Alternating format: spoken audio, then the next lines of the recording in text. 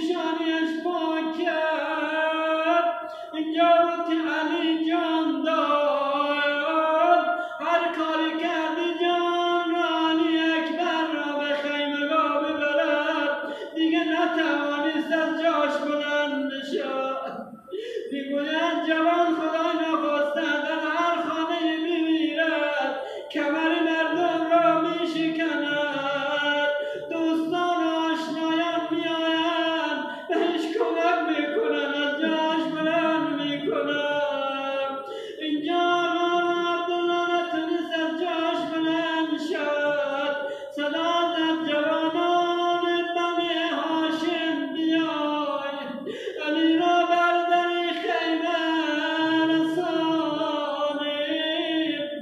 آی خدا داند که من طاقت ندارم علی را برداری خیمه رسانید لعنت الله علی القوم الظالمین فسيعلم الذين ظلموا أي منقلب ينقلبون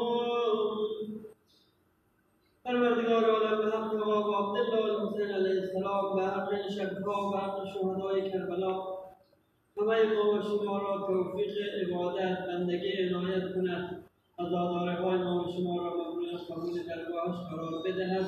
انشاءالله شهدای کربلا از همه ما و شما راضی باشد و رامدن حاجات در طرف بلیات گرفتاری‌ها و مشکلات در محمد و آل محمد صلوات الله